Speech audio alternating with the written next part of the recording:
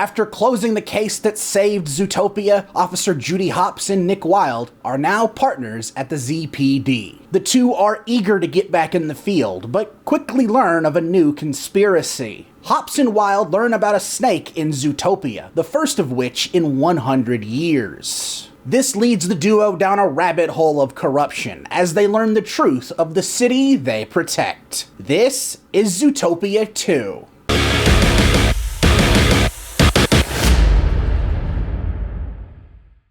Zootopia 2 is the latest film from Walt Disney Animation, and is the sequel to the smash hit from 2016. It's not every day you see an original movie hit $1 billion. And considering the only other original movie to hit $1 billion is Avatar, I think it's safe to assume the furries know what they like, and I respect it. But this is a sequel that has been a long time coming, and Zootopia 2 is a masterclass when it comes to animated sequels. It has all the great characters and clever writing you'd expect, along with fantastic animation and a pretty compelling mystery. But the world building is where I think this film really shines as a sequel. Once again, we have a great cast of characters in this film, with Ginnifer Goodwin and Jason Bateman as Judy Hopps and Nick Wilde. This is a duo unlike anything in Disney's library, I feel. This is a buddy cop duo that I truly believe can rival some great live-action ones. They're almost such a great duo, you almost wonder what kind of hellspawn they would create. But I read that comic.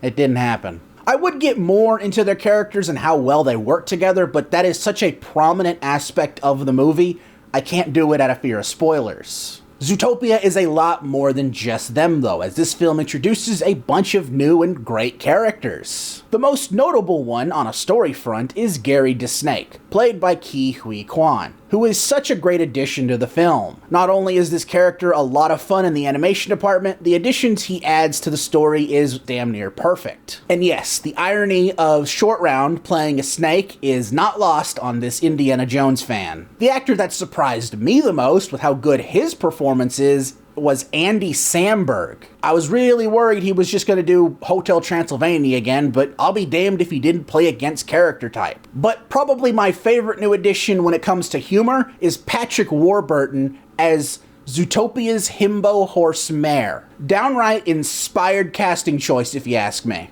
I didn't know I needed Kronk voicing a dumb, incompetent politician, but I'm glad I have it now. You know, him being a horse is pretty funny too, considering what we might know about a certain Bubba.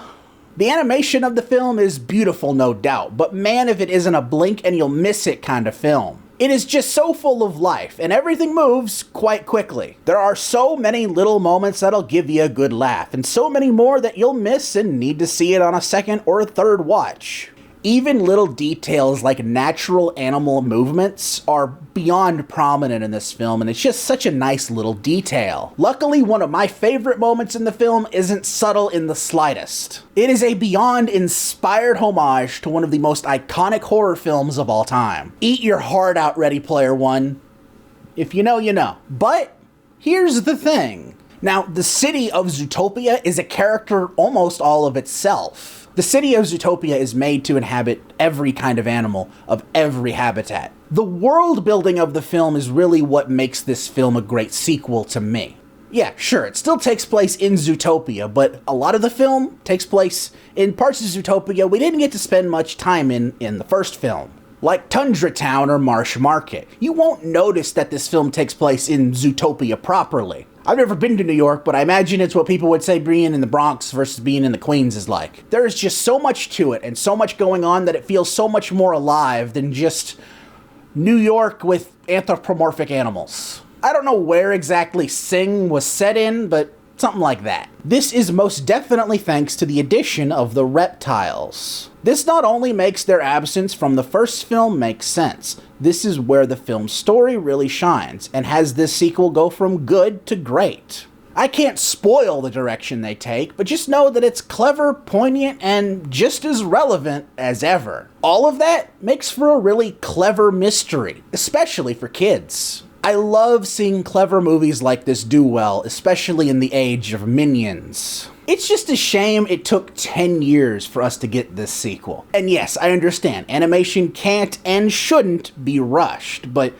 can you blame me for being a little spoiled? Look at what we got in the 2000s. We got 4 whole Shrek movies in the span of 9 years. Sure, only 2 of them are worth a damn, but my point about being spoiled still stands. And so does my point about animation not needing to be rushed. I am more than okay with wait times like this, especially if the end product is as good as this. Zootopia 2 is a worthy sequel, and definitely one of the best animated films this year. I hope you all enjoyed this review, and if you did, please consider hitting that like button, and if you want to see more, hit that subscribe button and ring that bell to be notified when my next review drops. By the way, if you clicked on this video because of the thumbnail, just know Judy's safe. She's not going in this jar, mainly because she can't fit. I just really wanted your view, and I thought doing something a little raunchy might work. Tell me if it did. Until next time, I'm Quint Dunaway, hoping you will keep it cinematic.